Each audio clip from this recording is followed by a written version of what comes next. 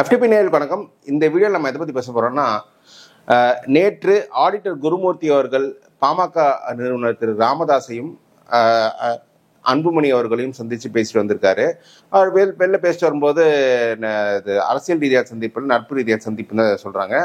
But ஆனால் நம்ம பார்க்குறவங்க எல்லாருக்குமே தெரியும் அது அரசியல் ரீதியான சந்திப்பு தான். நம்ம பாமகவில் நடக்கும் குழப்பங்கள் என்ன நமக்கு தெரிஞ்சது தான். லாஸ்ட் 1 வீக்காக ராமதாஸ் அவர்களும் அன்புமணி அவர்களும் ஒருத்தர் மாறி மாறி குற்றச்சாட்டு வச்சுட்டு இருக்காங்க ஒருத்தர் மீது ஒருத்தர். பாமக என்ற கட்சி இப்போ உடையும் தருவாயில் இருக்கு. அந்த சமயத்தில் ஆடிட்டர் குருமூர்த்தி பார்த்துட்டு வந்திருக்காரு. இது பாஜக ஒரு காம்ப்ரமைஸை கொண்டு வர பார்க்குதுன்னு நம்ம புரிஞ்சுக்க முடியுது.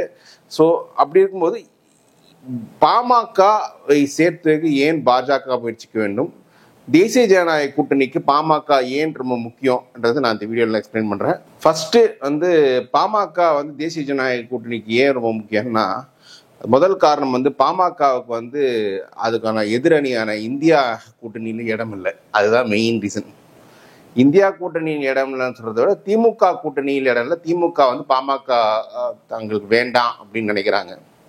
ஏன்னா 2016 வட மாவட்டங்களில் பாமக இல்லாமல் போட்டியிட்ட திமுக அதிமுகவோட அதிக இடங்களில் கண்டெஸ்ட் பண்ணுது.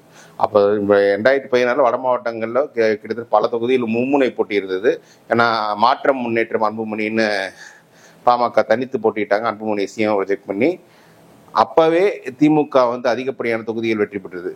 அதுக்கப்புறம் 2019 நாடாளுமன்ற தேர்தல் அதிமுக பாமக கூட்டணியை வீழ்த்திருக்காங்க. 21 சட்டமன்ற தேர்தல், 24 நாடாளுமன்ற தேர்தல்.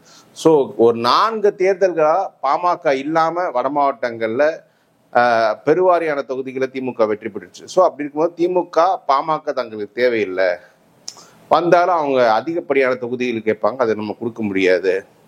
அதிகபட்சம் திமுக எங்கே பாமக தேவைன்னா சேலம், தருமபுரி மாவட்டங்களில் அவங்க தோத்து போன இடம் 2021 தோத்து போன இடத்துல பாமக தேவைன்னு நினைக்கலாம்.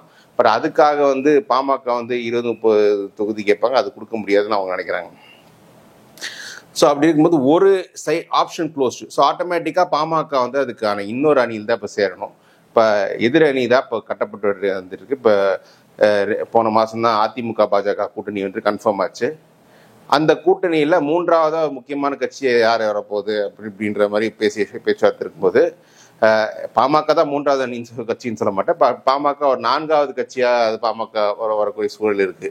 ஏன்னா பாமக இந்த ஸ்பிரிட்டு மட்டும் வரேன்னா பாமக கிட்ட இன்னும் பொறுமையாக தான் அதிமுக பாஜக அப்ரோச் பண்ணியிருப்பாங்க. பட் இந்த ஸ்பிரிட்டு வந்ததாலே ஒரு பெரிய ஒரு சலசலப்பு அதிமுகவுக்குள்ளேயே பெரிய சலசலப்பு வந்திருக்கு. ஏன்னா பிப்ரவரி மாதத்தில் தேமுதிகவுக்கெல்லாம் நாங்கள் ராஜ்யசபா சீட்டு கொடுக்குறேன்னு சொல்லலைங்க, அவர் எந்த வாக்குறுதியும் கொடுக்கல அப்படின்னு சொன்ன எடப்பாடியார் ஜூன் மாதத்தில் நாங்கள் அடுத்த ஆண்டுல நடக்கும் ராஜ்யசபா தேர்தலுக்கு தேமுதிகவுக்கு நாங்கள் சீட்டு கொடுக்குறோம்னு சொன்னதுக்கு காரணம் என்னென்னா, அவருக்கு வட மாவட்டத்தில் திமுக எதிர்க்கிறதுக்கு ஒரு முக்கியமான அதிமுகவுடன் வேற ஒரு ஃபோர்ஸ் சேரணும்னு நினைக்கிறாரு. அது பாமகவை தான் அவர் மனதில் வைத்திருந்தார். ஆனால் பாமகவில் இந்த குழப்பம் ஏற்பட்டு இருப்பதால் பாமக அடுத்த வருஷம் எந்த ஷேப்ல இருப்பாங்க, அவங்க பிரிஞ்சு இருப்பாங்களா, எப்படி இருப்பாங்கன்னு தெரியாது. ஏன்னா கட்சி அன்புமணி கிட்ட இருக்கு. ஆனால் அந்த பாமக வாக்காளர்களை ராமதாஸ் மீது ஒரு பெரிய மதிப்பு கொண்டு இருப்பார்கள். ஸோ ஸ்பிரிட் வந்தாலே அன்புமணி நிர்வாகிகளுக்கு ஒரு ஓட்டு எடுக்க முடியாது, ராமதாஸ் தான் அந்த ஓட்டுலாம். எந்த பக்கம் போகிறதுன்னு தெரியாமல் எடப்பாடி முடிச்சிட்டு இருக்கும்போது அவர் தேமுதிகவே நம்ம சேஃபாக வச்சுக்கலாம், தேமுதிக வெளில போகிறதுக்காக தான் அது ராஜ்யசபான்றது தேமுதிக கொடுக்கப்பட்டிருக்கு. தேமுதிக இப்போ என்ன சொல்கிறாங்க, இதெல்லாம் புரிஞ்சுக்கிட்டு தான் நீங்கள் அடுத்த வருஷம் ஒருவேளை பாமக மறுபடியும் சேர்ந்துட்டா நீங்கள் ராஜ்யசபா மறுபடியும் பாமக அதை கொடுப்பீங்க, உங்களை நம்ப முடியாது, நான் அடுத்த வருஷம் வேணுமா வேணும் ராஜ்யசபா வேணுமா நம்ம அடுத்த வருஷம் முடிவு பண்ணிக்கிறேன்னு பிரேமலதா ஒரே அடி அடிச்சிட்டாங்க. ஸோ இப்போ அந்த ஆப்ஷனும் ஒரு டைலமால இருக்கும்போது பாமக ஒரு ஒன்றுபட்ட பாமகவுடன் கூட்டணி வைத்தே தீர வேண்டும் என்ற கட்டாயம் அதிமுகவுக்கு இருக்கு, அந்த அணியிலுக்கும் பாஜகவுக்கு இருக்கு. ஏன்னா பாஜக ஒரு பெரிய அணி கட்டணும்னு தான் நினைக்கிறாங்க திமுக 2026. அதில் பாஜக தான் நம்பர் 2 பார்ட்டியாக இருக்குது. இப்போ பாமக வரதால இப்போ அந்த பாமகவும் அந்த அணி இருக்கணும். ஏன்னா பாஜகவை பொறுத்தவரை நம்ம எடுத்துட்டோம்னா அந்த கட்சியின் வளர்ச்சி பெரும்பாலும் சென்னை, தென் மாவட்டங்கள், கொங்கு மண்டலத்தில் இருக்கு. வட மாவட்டங்கள்ல பெருசா வளர்ச்சியே கிடையாது. அந்த வட மாவட்டங்கள்ல அந்த வன்னியர் பெல்ட்ல திமுகவை ஃபைட் பண்ணணும்னா பாமக வேணும் அப்படின்னு அவங்க மெயினாக ஃபோக்கஸ் பண்றாங்க. அதுவும் திமுகன்றது இப்போ வந்து விசிகாவுடன் ஒரு தொடர் வெற்றியில் இருக்காங்க, ஒரு பெரிய சோஷியல் கோலிஷனாக இருக்காங்க. இது இல்லாமல் நான் வன்னியர் ஓபிசிஸ் ஓட்டு வாங்க போறதால வன்னியர் கன்சாலிடேஷன் பண்ண வேண்டிய தேவை வந்து தேசிய ஜனநாயக கூட்டணிக்கு இருக்கு. அது வந்து பாமக இருந்தால்தான் முடியும். பாமக இல்லாமலேயே இப்போ எடப்பாடி 10% கொடுத்தாலும் எடப்பாடிக்கு ஒரு நல்ல ஓட்டு வந்திருக்கு. சொல்லப்போனால் 24 தேர்தலில் வன்னியர்கள் பாமகவை விட அதிமுக தான் அதிகம் ஓட்டு போட்டிருக்காங்க. பாமக போட்டிட்டு 10 தொகுதிகளில் தருமபுரி தொகுதியை தவிர மற்ற எல்லா தொகுதியிலுமே மூணாவது இடம் தான். அதில் கள்ளக்குறிச்சி தொகுதியில் 4வது இடம் வந்திருக்காங்க. ஸோ அப்படி இருக்கும்போது வன்னியர்கள் எடப்பாடி நோக்கி தான் வந்துட்டு இருக்காங்க. ஆனால் எடப்பாடியே தனக்கு அந்த ஓட்டுக்கு வருமானது மறுபடியும் டவுட்ஃபுல்லாகவே இருக்காரு. ஏன்னா எடப்பாடியை பொறுத்தவரை என்ன பெரிய சிக்கல்னா, வட மாவட்டத்தில் வன்னியர் ஓட்டு வாங்குறதை விட சேலம் மாவட்டத்தில் வன்னியர் வாக்குகள் பெருசாக தனக்கு வந்துடும் பார்க்காரு. அப்போதான் தான் சேஃபா எம்எல்ஏ ஆக முடியும், தன்னுடைய மாவட்டத்தில் பெரும்பாலான தொகுதியில் வெற்றி பெற முடியும்னு நினைக்கிறார். இப்போ சேலத்தில் ஒருவேளை பாமக இல்லாத அதிமுக என்பது ஒரு திமுகவுக்கு வந்து ஃபைட் பண்ணுறதுக்கு இன்னும் கம்பேரிட்டிவ்லி ஈஸியர், ரொம்ப டைட் ஃபைட்டாக இருக்கும். ஒரு சில தொகுதியில் திமுகவே நிறைய ஜெயிக்கலாம். நீங்கள் நாடாளுமன்ற தேர்தலே பார்த்தீங்கன்னா, சட்டமன்ற தேர்தல் 2021 சட்டமன்ற தேர்தல் பாமக அதிமுக கூட்டணி இருக்கும்போது சேலம் மாவட்டத்தில் திமுக ஒரு தொகுதியை ஜெயிக்குது. ஆனால் நாடாளுமன்ற தேர்தலில் அந்த கூட்டணி இல்லாத போது செல்வ கணபதி வந்து வெற்றி பெற்றிருக்காரு. 19 கணக்கு வேற அந்த அலையன்ஸ் நீ செட்டில் ஆகலை. பட் 21ல் ஒரு செட்டில் இருந்த சுச்சுவேஷனில் ஏடிஎம்கே ஸ்வீப் பண்ணுறாங்க. ஆனால் 24ல் திமுக அங்கே ஜெயிக்கிறாங்க. நாளைக்கு வந்து பாமக அலையன்ஸ் வரலன்னா 24 வந்ததுன்னா எடப்பாடிக்கு பெரிய சிக்கலாயிடும். இதை விட ஒரு படி மேல் பண்ணா எடப்பாடி தொகுதியிலே எடப்பாடி சிக்கலை வரும்.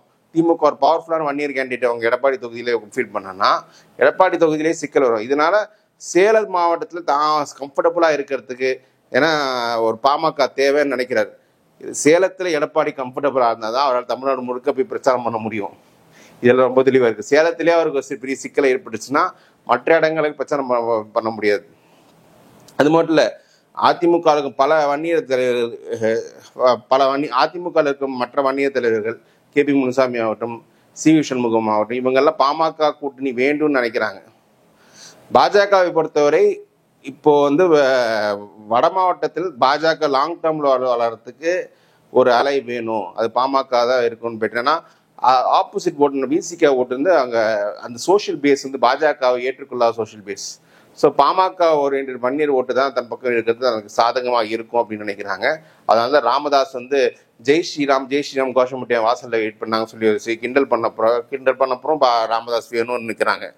இது எல்லாத்துக்கும் மேலாக பாமக பிளவு என்பது வன்னியர் அரசியலே ஒரு பெரிய சிக்கலை ஏற்படுத்தும். ஏன்னா பாமகவின் வெற்றி தான் வன்னியர்களுக்கு எழுச்சிக்கு ஒரு பெரிய காரணமா இருந்துச்சு. ஏன்னா பாமக வருவதற்கு முன்னாடி வன்னியர்களுக்கு வந்து திமுக பெரிய சீட்லாம் அங்கே கொடுக்க மாட்டாங்க. திமுகல ஒரு காலத்துல வன்னியர் சீட்டு கொடுத்துட்டு இருந்தாங்க. பட் ஆனால் திமுக தொடர் தோல்வியில் இருந்தாங்க. எம்ஜிஆர் பிரஸ் சீட்டு கொடுக்கல. ஆனால் ராமதாஸ் வந்த பிறகுதான், ராமதாஸ் இருக்கும் அணியில பாமகவில் வன்னியர்கள் இருப்பாங்க, கூட்டணி கட்சியில வன்னியர் இருப்பாங்க. பாமக இருக்கும் அணியை வீழ்த்துவதற்குன்னா வன்னியர் கேண்டிடேட் வச்சு தான் வீழ்த்தணுன்ற மற்ற தரப்பில் வன்னியர் இருப்பாங்க. அதன் விளைவாக 2 சைடுமே போட்டு வன்னியர் வேட்பாளர் நிறுத்திட்டு இருக்காங்க. வன்னியர் அரசியலே கடந்த ஒரு 30 ஆண்டு காலமாக பெரிய அளவு எழுச்சி பெற்றிருக்குன்னா அது காரணம் பாமகவும் ராமதாஸும் தான். அந்த பாமக இன்னைக்கு பிளவுபட்டாருன்னா அது வேறொரு சக்திகள் அந்த ஸ்பேஸ்ல வளரும். வன்னியர் அல்லாத பிற ஜாதிகளுக்கு பெரிய ஒரு பவர் கிடைக்கும். அதுல வந்து வன்னியர்கள் மாற்றி செய்யப்பட வாய்ப்பும் இருக்கு. அது அந்த ஒரு சிக்கல் இருப்பதால் தான் பாமக இன்னைக்கு ஒன்றுபட்ட பாமக வேண்டும். அன்புமணிக்கும் ராமதாஸும் ஒரு காம்ப்ரமைஸ் நடந்தே தீரணும். அப்போதான் அதுதான் 26 அரசியல் மட்டும் இல்லை, லாங் டேர்ம் அரசியலுக்கும் அதுதான் நல்லது. ஏன்னால் திமுக தலைவர் ஸ்டாலின் வந்து தெளிவாக தமிழ்நாட்டில் என்ன அரசியல் நடக்குதுன்னு சொல்லிட்டாரு. இங்கே வந்து திமுக அதிமுக பாலிடிக்ஸ் கிடையாது, India versus NDA politics. India கூட்டணி வந்து ஒரு ஒற்றுமையாக பலமாக இருக்குது. இப்போ அந்த அணியில் கமல்ஹாசன் இன்னைக்கு ராஜ்யசபா இருக்காரு. தேமுதிகவும் அந்த அணியில் வர்ற மாதிரி சிக்னல் டாக்ஸ் போயிட்டு இருக்கு. அப்போ என்டிஏ கூட்டணி இங்கே பலப்படணுன்ற இந்த மாதிரி சக்திகள் எல்லாம் சேரணும். அப்போ தான் என்டிஏ கூட்டணி இங்கே இந்தியா கூட்டணியை வீழ்த்த முடியும்னு நினைக்கிறாங்க. அதுக்கு இப்போத்துலேருந்தே பாஜக ஒர்க் பண்ணிட்டு இருக்காங்க. அதன் ஒரு பகுதியாக தான் இன்னைக்கு குருமூர்த்தி ராமதாஸ் சந்திச்சிருக்காருன்னு நினைக்கிறேன். எது எப்படி இருந்தாலும் வரும் நாட்களில் தெரியும் எப்படி இந்த பாமக அரசியல் போகும்ன்றது. பாமகன்றது ஒரு ரூரல் பேஸ் பார்ட்டி. அந்த வன்னியர் மக்களுக்காக பல இடங்கள்ல அந்த கட்சி இன்னும் இருக்கு. இப்போ அது வன்னியர் மக்கள் அந்த கட்சியால் பல பலன் பெற்றிருக்காங்க. அந்த கட்சிக்கு ஒரு பாதிப்பும் இல்லாமல் அது உயிர்ப்படும் இருக்க வேண்டும் தான் நான் நினைக்கிறேன். வேறொரு வீடியோவில் நம்ம மறுபடியும் மீட் பண்ணலாம்.